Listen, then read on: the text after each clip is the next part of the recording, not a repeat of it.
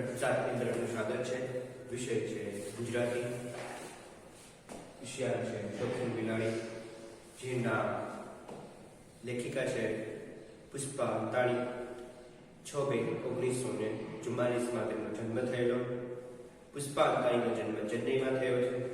તેઓ આકાશવાણી સાથે સંકળાયેલા છે. તે દરમિયાન તેમણે બાળકો અને મહિલાઓ માટેના કાર્યક્રમ રજૂ કરેલા છે. મૂળે તેઓ બાળ સાહિત્યકાર છે. વાર્તા શોખીન જુઈ બહેન, દેડકીનું બચ્ચું શ્રીમાન તેમજ લાલ ટોપી તેમની વાળ વાર્તાઓના પુસ્તકો છે. ગુજરાતી સાહિત્ય પરિષદ અને ગુજરાતી સાહિત્ય અકાદમીના પારિતોષિક તેમને મળેલા છે. શોખીન બિલાડી એક ઉત્તમ વાર્તા છે. આ વાર્તામાં એક શોખીન પણ સ્વાભિમાની બિલાડીની વાત આગવી શૈલીમાં રજૂ થયેલી છે. ફ્રોક પહેરવાનો શોખ બિલાડીના સહજ સજીવનને અવરોધે છે. કંટાળીને તે પોતાના શોખ મર્યાદિત કરવાનો નિર્ણય કરે છે. સાથે સાથે દામજી દરજી સાથે એ સાચી લાગણીથી અનુભવાય છે અને એવું દર્શાવવામાં આવ્યું છે. એક નાનકડું ગામ હતું. એ ગામમાં નાનું બજાર હતું. એ બજારમાં જયંતીની જૂતાની દુકાન, છગનની છત્રીની દુકાન, ચંદુની ચશ્માની દુકાન, પેથાભાઈના પર્સની દુકાન, દામજી દરજીની દુકાન, આવી બધી દુકાનો આવેલી અને શિવાભાઈની પણ દુકાન હતી, જેમાં કટલેરીઓ બધી મળતી, સ્ત્રીઓનો શણગારની વસ્તુઓ મળતી હતી, જેવી કે બંગડી, જાત જાતના દાગીના, ચાંદલા, કાજલ જેવી ચીજો તેમને વેચવામાં આવતી હતી. આપણે અહીં કઈ કઈ દુકાનોની વાત કરવામાં આવી છે. દુકાનોની વાત જયંતીની દુકાન, જૂતાની. પછી તમે જોશો કઈ દુકાનની વાત કરવામાં આવી છે તો છગનની દુકાન, છત્રીની દુકાન. ત્યાર પછી કઈ વાત કરવામાં આવી છે ચંદુની ચશ્માની દુકાન. ત્યાર પછી કઈ વાત કરવામાં આવી છે પેથાભાઈના પર્સની દુકાન. તો પેથાભાઈના પર્સની દુકાન. અને ત્યાર પછી વાત કરી રહ્યા છે દામજી દરજીની દુકાન. અને શિવાભાઈની કટલેરીની દુકાન. જ્યાં સ્ત્રીઓનો શણગાર મળે છે. આ કેવી દુકાનો તે બજારમાં આવેલી છે. એમાં દામજી દરજી સિવાય બધા જ વેપારીઓ અને લુચ્ચા અને સ્વાર્થી હતા. દામજી દરજી દયાળુ, કોમળ, સ્વભાવ હતા. પણ દામજી દરજી સિવાયના બીજા બધા જ વેપારીઓ હતા ને એ એકદમ લુચ્ચા અને સ્વાર્થી હતા. પોતાનો સ્વાર્થ પૂરો થાય એટલે તેને મૂકી દેવાનું, બસ એટલી. દામજી દરજી ભલો અને દયાળુ હતો. એ બીજા કોઈ દુકાનદારો સાથે પંચાયતમાં પડતો નહીં. એ ભલો અને એનું કામ કર્યું. દામજી દરજીના ગુણ કેવા હતા? ભલો અને દયાળુ હતો. એ ભલો એનું કામ કર્યું, બસ. એના કોઈની પારકી પંચાયતમાં રસ હતો નહીં. આ બજારમાં ઉંદરોનો બહુ ત્રાસ. આ બજારની અંદર ઉંદરોનો બહુ છે. ઉંદરો એકબીજાની દુકાનમાં જે નુકસાન કરતા હોય છે. ઉંદરોની બધી દુકાનોની ચીજ વસ્તુઓ નુકસાન પહોંચાડતા હોય. અને આથી દુકાનદારો ઉંદરોથી એટલા બધા કંટાળી ગયા કે વિચાર કરતા હતા કે કાનો કંઈક ઉપાય કરવો પડશે, પણ અમને કોઈ રસ્તો જડતો નહોતો. એવામાં એક બિલાડી ફરતી બજારમાં આવી ચડી. બિલાડી ખૂબ શોખીન અને સ્વાભિમાની હતી. બિલાડી કેવી હતી? ખૂબ શોખીન અને સ્વાભિમાની હતી. એ ચોખ્ખી અને ચણક રહેતી, ઠસ્સાથી ફરવા લાગી. એને હંમેશા કંઈક ને કંઈક નવું કરવાનું મન થતું. એકવાર એને ફ્રોક પહેરવાનું મન થયું એટલે તે પહોંચી સીધી દામજી દરજીની દુકાને. ત્યાં જઈને બોલી, દરજી મને ફ્રોક સીવી આપેશ? દરજી મને ફ્રોક સીવી આપેશ? ત્યારે શું કહે છે? દામજી તો નીચું જોઈને મશીન પર સિલાઈ કરતો. દામજી નીચું જોઈને મશીન પર સિલાઈ કરતો. ત્યાં આશ્ચર્ય બિલ્લી સામે જોયું, આશ્ચર્ય પામ્યું. એને હસતા કહ્યું, તારે ફ્રોકને શું કરવું છે? શું કરવું છે એટલે ફ્રોક શું કરાય? મારે તો ફ્રોક પહેરવું છે. ફ્રોક કોણ પાડતા? બિલ્લીએ પૂછ્યું. બિલ્લીએ બોલી. બિલ્લીની વાત સાંભળીને દામજી દરજીની આંખ પોળી થઈ ગઈ. તો કહે, હા, પોળી થઈ ગઈ. એ જોઈને બિલ્લી બોલી, એમાં કઈ નવાઈ પામવા જેવું છે? સીવી દેવાનું તો સીવે, નહીં તો બધા ચાલી કે. આ બિલ્લી બીજાની ઊંધી વળે ચાલવા રહે છે. આ બિલ્લીને દામજી બોલાવે છે. ઊભી રહે.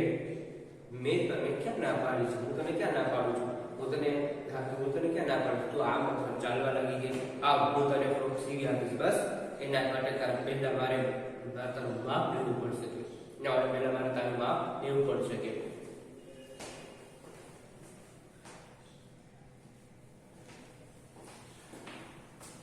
એના માટે પહેલા મારે તારું માપ લેવું પડશે. એમ ના કહું સીવી તો નહીં આપું ને. તો પછી રામજી બાપ પટ્ટી લઈને આવે છે અને નજીક જાય છે, તેને અટકાવતા બોલે છે કે ઉભો રહે, એમ નહીં, હું કોઈની પાસે કઈ વસ્તુ મફતમાં લઈ નહીં કરાવું નહીં. બોલ, બદલામાં હું તારી શી સેવા કરું? બોલ, તું જે કઈ કરીશ બદલામાં તારી મફતમાં હું કઈ પણ કાર્ય કરવા માંગતી નથી.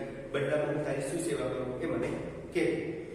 દામજી દરજી કહે, મને તારી કોઈ સેવાની જરૂર નથી. મને તારી કોઈ પણ સેવાની જરૂર નથી. હું ફ્રોક સીવી આપીશ, બસ તું પહેરી અને રોજ મને મળવા આવજો, બસ મને ગમશે. એવું રોજ પહેરી મને મળવા આવજો, મને બહુ ગમશે કે. પેલી કે ના અમે એમ મફતમાં કરું નહીં સીવડાવું, મફતમાં કઈ સીવડાવીશ નહીં. દામજીને કહ્યું કે આ બિલાડી માને એવી છે નહીં. બિલાડી માને એવી નથી બિલાડી. એટલે ત્યાં જ તેના મગજમાં ચક્કર થઈ ગયો અને બોલ્યો, સારું, તું માનતી જ નથી ને, તો તારા જેવું એક કામ છે. અહીંની બજારોની અંદર ઉંદરનો ખૂબ ત્રાસ છે. ઉંદરનો એટલો બધો ત્રાસ છે કે ઉંદરથી બચવા માટે મારી દુકાનના બધા કપડાં બહુ સંભાળીને દુકાનની પેટીમાં મૂકવા પડે છે. જો ક્યારેક કોઈ ભૂલથી કપડું બહાર રહી ગયું હોય તો બીજે દિવસે દુકાન ખોલું ત્યારે કપડું ચાલી પડી ગયું અને ગ્રાહકનો ઉપરથી કપડાનો ગ્રાહક મારા પર ગુસ્સે કરે, ઝઘડી જાય અને નુકસાન તો અંતે તો મારે જ ભોગવવાનું થાય છે વધારાનો. એ તો તેથી જો તું ચોકી કરી દે તો આ ઉંદરને મારી દુકાનથી દૂર રાખી શકે તો તારો સૌથી મોટો ઉપકાર થશે.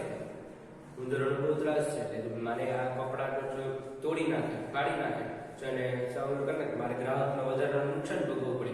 એને કરતાં તું ચોકી કરે તો એના કરતાં તો આ દૂર રાખે એટલે તો સૌથી સારું ઉપકાર ગણાવી શકે. દામજીની વાત સાંભળીને બિલ્લી બોલી, બસ આટલી જ વાત? આ તો મારા ડાબા હાથનો ખેલ છે. દામજીએ બિલ્લીએ ફ્રોક સીવી આપ્યું. બિલ્લી તો ફ્રોક પહેરી વટ મારતી ફરવા લાગી. દામજીની દુકાનની ચોકી કરતી બિલ્લીને જોઈ ઉંદર ત્યાંથી રફુચક્કર થઈ ગયા. પણ બીજા બધાની દુકાનમાં એમની આવવાનું ચાલુ રહ્યું. પણ ઉંદરોની ચિંતા મટી તેમથી દામજી દરજી રાજી થઈ ગયો. ઉંદરોની ચિંતા મટી ગઈ. દામજી દરજી શું થયું? એકદમ રાજીનો રેટ થઈ ગયો. હવે છે તે બધા દુકાનદારો ભેગા મળી ઉંદરોના ત્રાસની વાત કરતા ત્યારે દામજી નીચે મૂંડીને એ બધી સાંભળતો કશું બોલતો નહીં. તેથી એ બીજી દુકાનદારો નવાઈ લાગી. કપડું કાપતો ઉંદરનો સૌથી પ્રિય શોખ છે. એને કારણ એ સૌથી વધારે ત્રાસેલા દામજી હવે કઈ બોલતો નથી. વધારે આનું કારણ મનોમન જાણવા નક્કી કર્યું. છેવટે એ બધા એક બિલાડી દામજીની દુકાનની ચોકી કરે છે એવી વાતની ખબર પડી. એને ખબર પડી ગઈ કે પહેલા તો કઈ બોલતો નહોતો કે દામજી દરજી કઈ બોલતો નથી કે મારે કપડું કાપવું તો ઉંદરનો પ્રિય શોખ કહેવાય છે. દામજી દરજી તો એકદમ શાંતિથી કામ કરે છે. હવે તો કેટલા બોલતો નથી કાંઈ હવે વધારે ત્રાસેલા દામજી કંઈ બોલતો નથી. બધાને મનોમન જાણવાનું મન છે કે હવે આને શું એવું કર્યું છે કે દામજી દરજી જે છે એ અહીંયા ઉંદરો આવતા નથી ને અમારા બધામાં ઉંદરો આવે છે કે ત્યારે ખબર પડી કે એક બિલાડી છે એની દુકાનની ચોકી કરે છે. એટલે તરત જ તે બધાની વાતની ખબર પડી. બીજે દિવસે બિલાડી જયંતી જૂતાવાળી દુકાન પાસેથી પસાર થઈ ત્યારે જયંતી કોઈને ખબર ન પડે એમ એને એક બાજુ બિલાડીને બોલાવીને કીધું. જેની કોઈ ખબર ન પડે એમ બિલાડીને કીધું, વાહ બિલ્લીબાઈ, તમે ફ્રોકમાં તો બહુ સુંદર લાગો છો કે. એ સાંભળીને બિલ્લી તો ફૂલાઈ ગઈ. જયંતી ફરી બોલ્યો, પણ જો ફ્રોકની નીચે પગમાં સરસ મજાના સેન્ડલ પહેર્યા હોય તો તમે વધારે શોધો કે નીચે જો જો આ રહ્યા તમારા ફ્રોકના મેચિંગના સેન્ડલ. એમ કહી જયંતીએ સેન્ડલ બિલ્લી સામે મૂક્યા.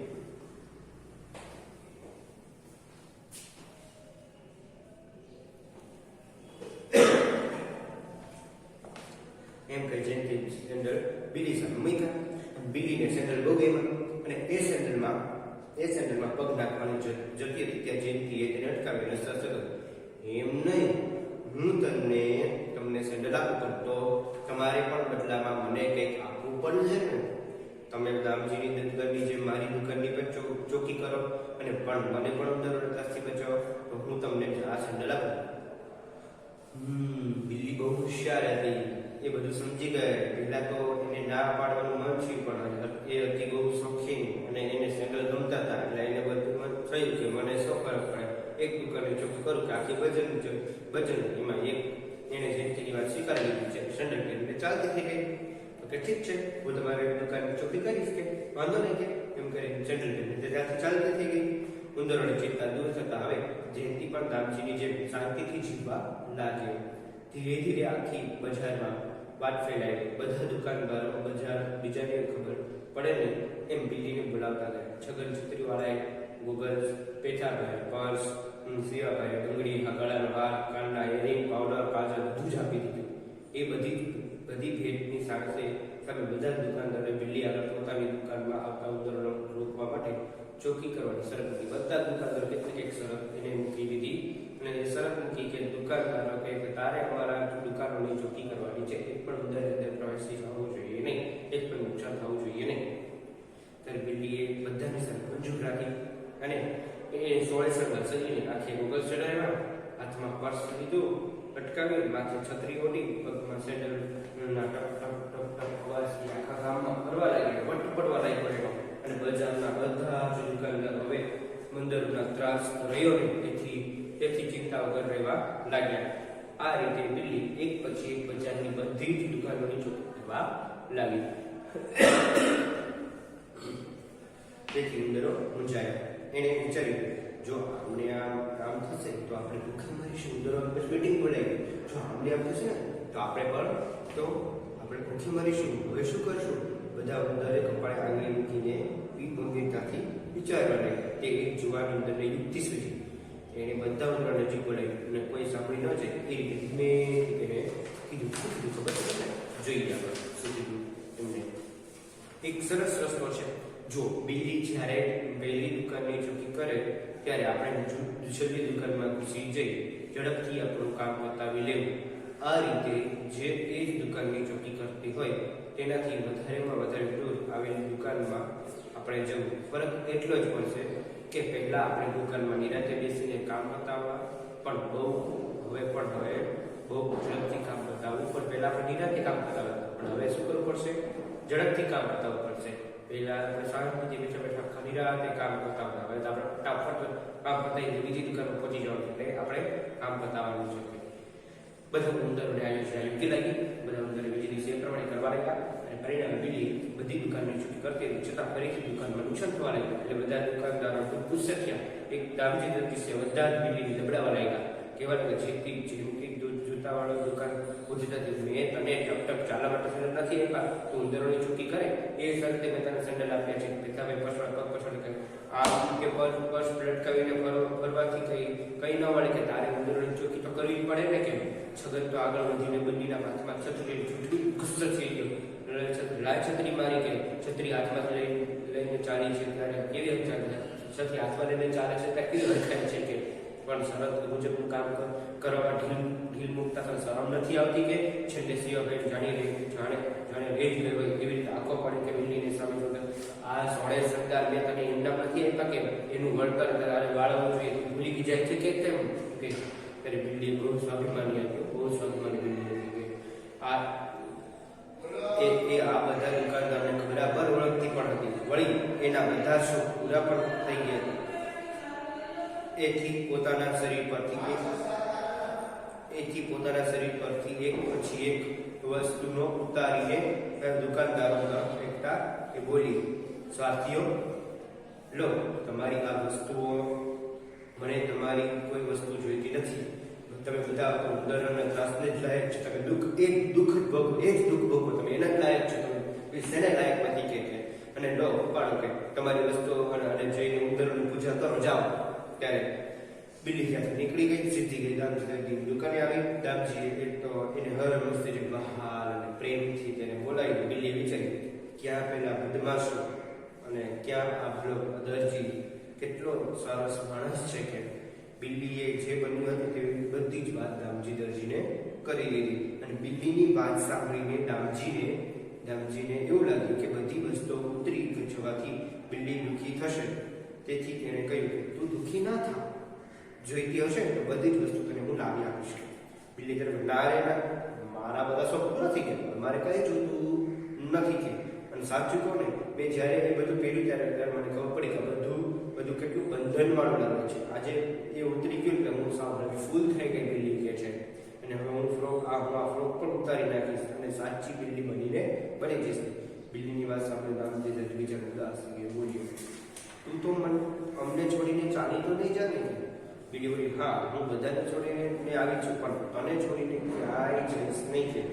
તે તો મને કેટલા પ્રેમથી રાખે છે. હું અહીં તારી પાસે જ રહીશ, તારી દુકાનની ચોકી જ કરીશ અને ઉંદરોના ત્રાસથી તને બચાવીશ કે. બિલ્લીની વાત સાંભળીને દામજી દરજી ગળગળો થઈ ગયો, એકદમ લાગણીથી ભરાઈ ગયું અને એ ઊભો થઈને બિલ્લી પાસે ગયો. એના શરીર પર પ્રેમથી હાથ ફેરવવા લાગ્યો. બિલ્લી આંખો બંધ કરી ઝીણું મ્યાઉ મ્યાઉ બોલતી એના ખોળામાં બેસી ગઈ.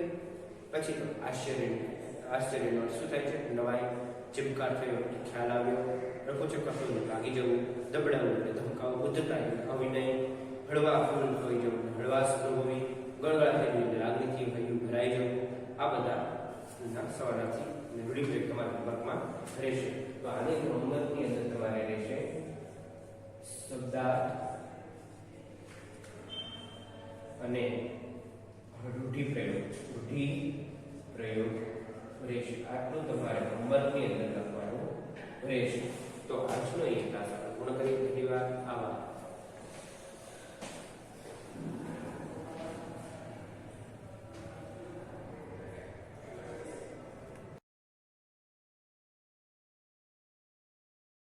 पाठ 5 शौकीन बिलाड़ी।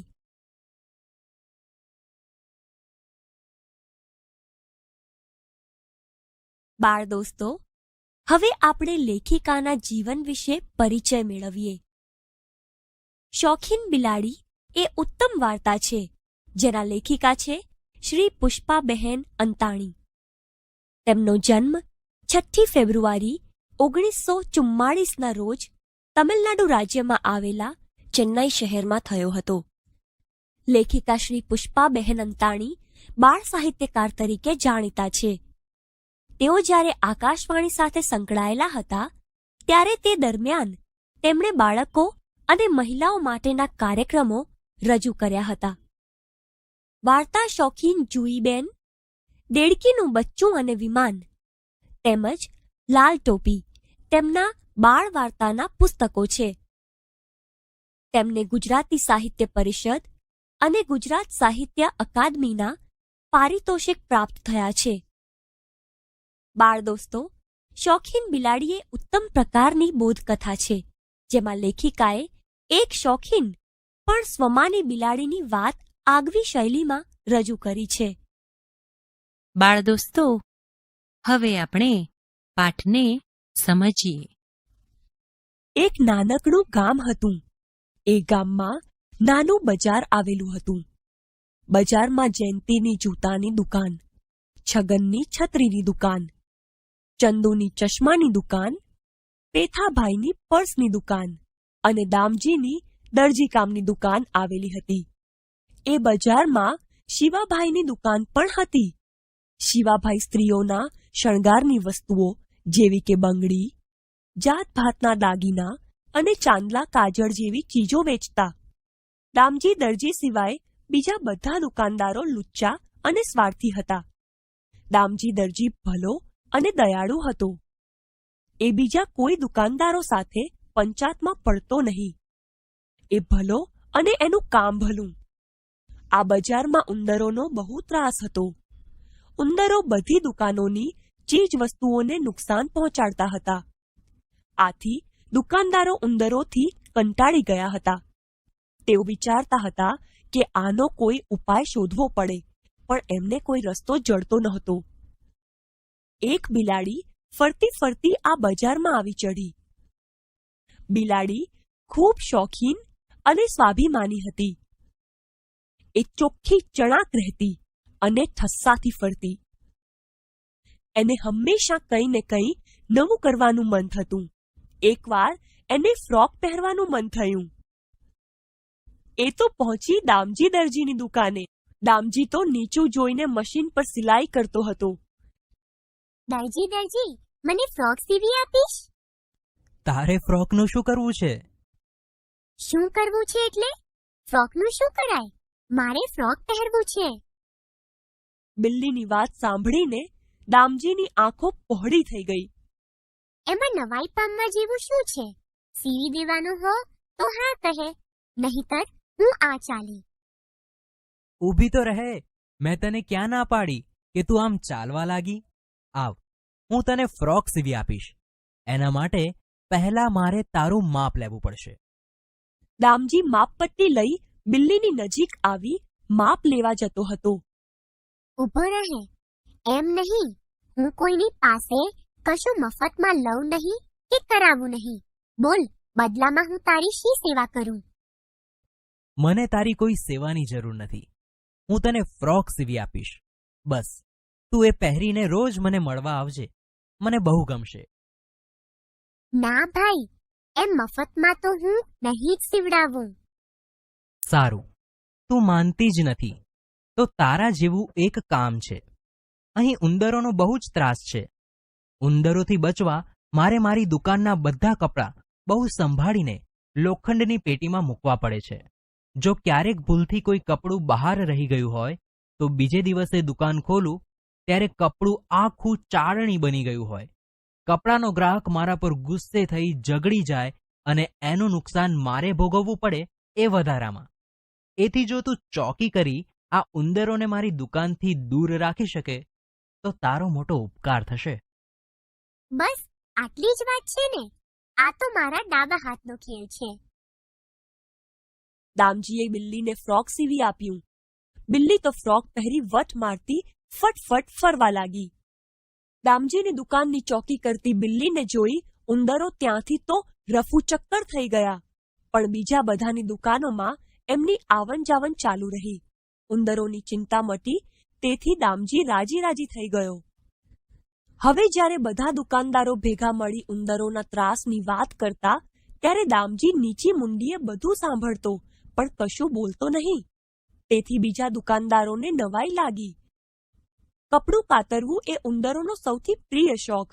એ કારણે સૌથી વધારે ત્રાસેલો દામજી હવે કેમ કંઈ બોલતો નથી.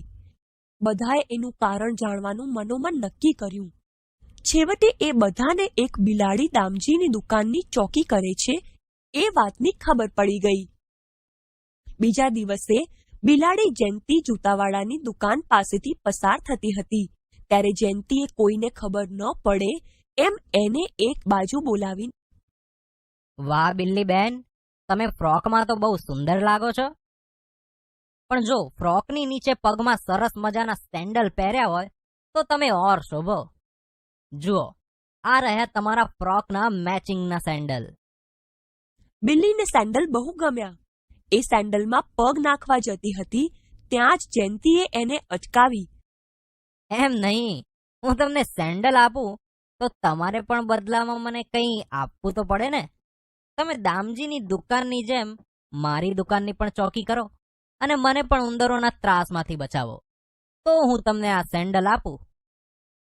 બિલ્લી હોશિયાર હતી. એ બધું સમજી ગઈ. પહેલા તો એને ના પાડવાનું મન થયું પણ એ હતી શોખીન અને એને સેન્ડલ ગમતા હતા. એને થયું, મને શો ફરક પડે છે, એક દુકાનની ચોકી કરું કે આખી બજારની. એણે જયંતીની વાત સ્વીકારી અને સેન્ડલ પહેરીને ચાલતી થઈ. ઉંદરોની ચિંતા દૂર થતા હવે જયંતી પણ દામજીની જેમ શાંતિથી જીવવા લાગ્યો. ધીરે ધીરે આખી બજારમાં વાત ફેલાઈ ગઈ. બધા દુકાનદારો બીજાને ખબર પડે નહીં એમ બિલ્લીને બોલાવતા ગયા. છગન છત્રીવાળાએ છત્રી, ચંદુ ચશ્માવાળાએ ગોગલ્સ, પેથાભાઈ પર્સવાળાએ પર્સ અને શિવાભાઈએ તો વળી બંગડી, ગળાનો હાર, કાનના એરિંગ, પાવડર, કાજળ બધું જ આપ્યું. એ બધી ભેટની સામે બધા જ દુકાનદારોએ બિલ્લી આગળ પોતાની દુકાનમાં આવતા ઉંદરોને રોકવા માટે ચોકી કરવાની શરત મૂકી. બિલ્લીએ બધાની શરત મંજૂર રાખી. એ 16 શણગાર સજી, આંખે ગોગલ્સ ચઢાવી, હાથમાં પર્સ લટકાવી, માથે છત્રી ઓઢી, સેન્ડલના ટપ ટપ અવાજ કરતી આખા ગામમાં ફરવા લાગી અને વટ પડાવવા લાગી. બજારના બધા જ દુકાનદારો હવે ઉંદરોનો ત્રાસ રહ્યો નહીં તેથી ચિંતા વગર રહેવા લાગ્યા. આ રીતે બિલ્લી એક પછી એક બજારની બધી જ દુકાનોની ચોકી કરવા લાગી. તેથી ઉંદરો મૂંઝાયા.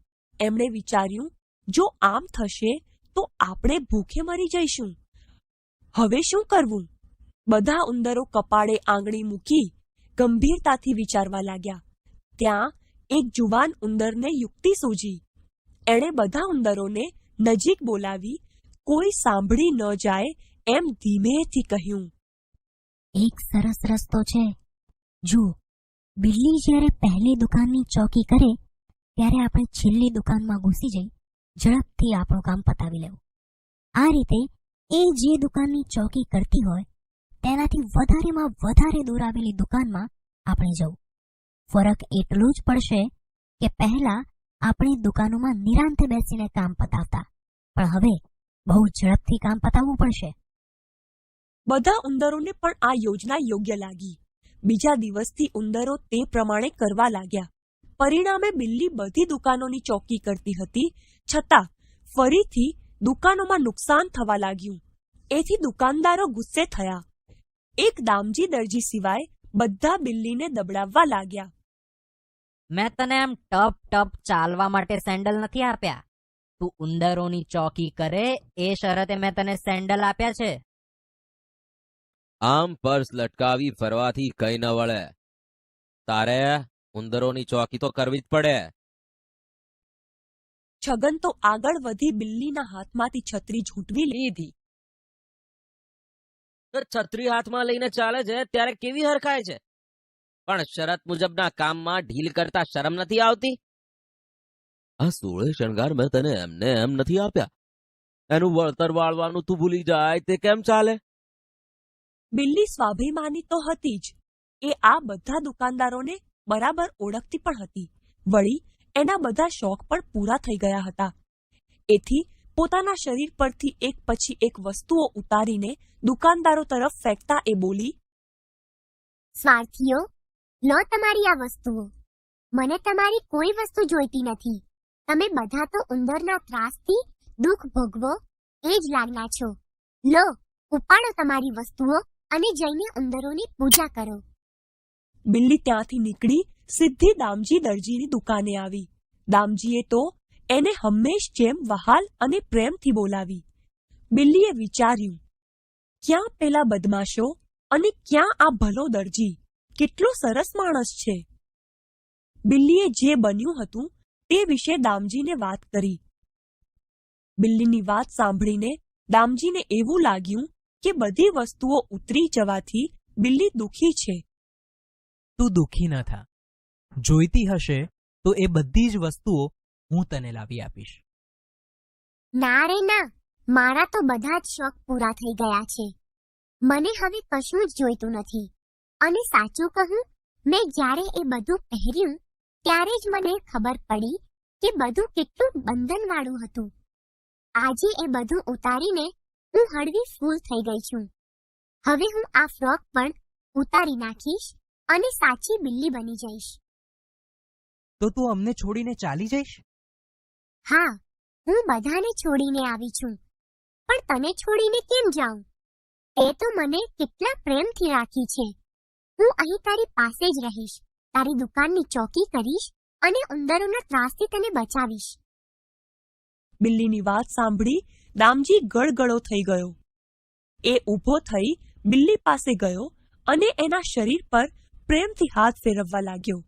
બિલ્લી આંખો બંધ કરી ઝીણું ઝીણું મ્યાઉં મ્યાઉં બોલતી એના ખોળામાં બેસી ગઈ.